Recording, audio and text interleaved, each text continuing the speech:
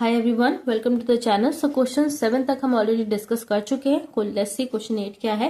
A horse is tied to a peg at one corner of the square shaped grass field of side 15 metre by means of a 5 meter long rope.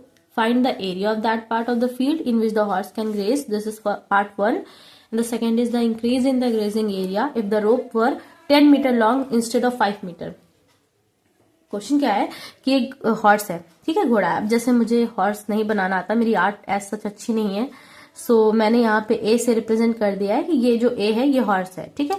इसको इन्होंने tie करा हुआ है एक रस्सी से, corner पे tie कर दिया इन्होंने। तो और जो ये है ये स्क्वायर शेप्ड में दे रखा है। एक साइड पर इन्होंने किया, ये पूरी ग्रास फील्ड है हमारी, ये पूरी ग्रास फील्ड है। इस ग्रास फील्ड में इन्होंने इस हॉर्स को टाई कर दिया है एक कॉर्नर से, और जिसमें जो ये रोप है जिससे इसने इसको टाई कर रखा है वो 5 मीटर की है। और ये जो साइड है ये साइड 15 मीटर के दे रखे हैं। बोला गया ना ग्रास फील्ड है जिसकी साइड 15 मीटर है और रोप इसका 5 मीटर है, तो ये रोप हमारी 5 मीटर हो गई। और ये जो साइड है इसके ये 15 मीटर दे रखे हैं। पहला पार्ट हमको निकालना है वो एरिया जिसमें हॉर्स ग्रेज कर सकता है। ग्रेज मतलब चढ़ सकता है, खा सकता है, और ये सब काम कर सकता है, अपना टहल सकता है। तो जिसमें हॉर्स ग्रेज करेगा हमको पहले तो वो एरिया निकालनी है। ये पहला पार्ट है। दूसरा कह रहा है increase in the grazing area. अगर मैं इस रस्सी को 5 मीटर की जगह 10 मीटर लंबी कर, मतलब 5 मीटर और बढ़ा दूं, 10 मीटर कर दूं 5 की जगह पर, तो फिर बताओ कि एरिया क्या होगी जिसमें ये हॉर्स ग्रेज कर सकता है।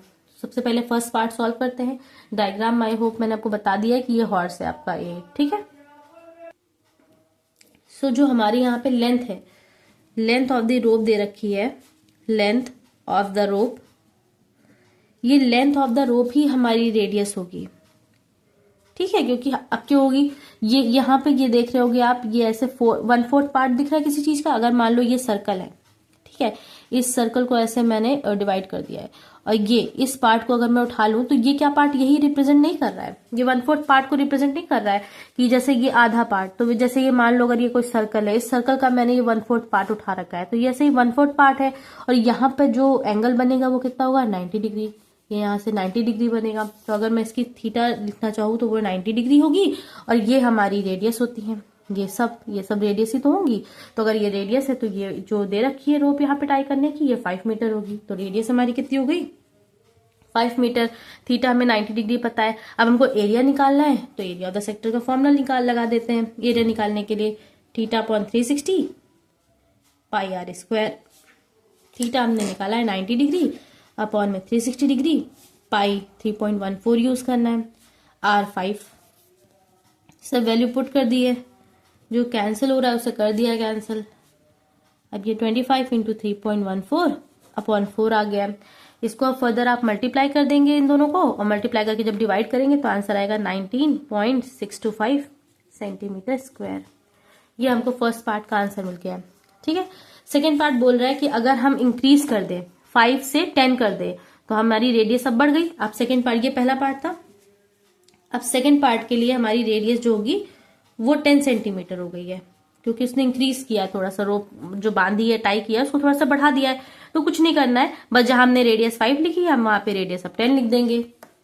जैसे एरिया हमने ऊपर निकाला हुआ था तो हमने 5 रख के निकाला है। इस बार जब हमको उसने रेडियस चेंज कर दिया है तो हम वैल्यू चेंज कर देंगे। थीटा अपॉन 360 पाई 3.14 और रेडियस यहाँ पे 10 लेनी है, सिंपल। यहाँ से मैंने डेसिमल हटाया तो नीचे 2 जीरो आ गए, ये 0 कैंसिल कर देंगे। यहाँ से ये 0 कैंसिल हुआ, ये 4 टाइम्स में चला गया, और ये 3.4 अपॉन 4 आ गया है। फर्दर इसको आप डिवाइड कर देंगे, ठीक है। फर्दर इसको अगर आप डिवाइड करेंगे तो आंसर आएगा 78.5 सेंटीमीटर स्क्वायर। अब हमें ये तब आया है जो हमने उसकी एरिया बढ़ाई है 10 सेंटीमीटर किया है, और ऊपर हमारा 5 सेंटीमीटर था। वो कह रहा है सेकंड पार्ट में कि इंक्रीज बताओ फील्ड में कितना हुआ है। क्वेश्चन में हमसे ये नहीं पूछा है कि 10 मीटर जब कर देता है रोप तो एरिया कितनी आ रही है। हमसे क्वेश्चन में ये बोला गया है कि जब 10 मीटर वो रोप कर देता है, मतलब 5 मीटर और इंक्रीज करता है, तो ग्रेजिंग एरिया में कितना इंक्रीज होता है।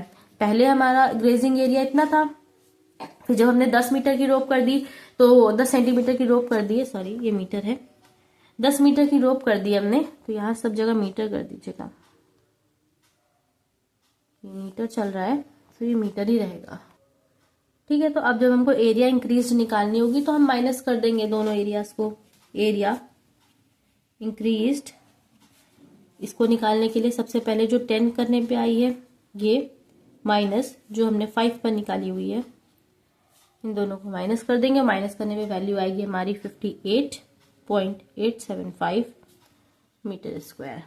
ठीक है, सो ये हमें माइनस करने पे वैल्यू आई। आई होप आपको ये क्वेश्चन क्लियर हो गया होगा। Thank you.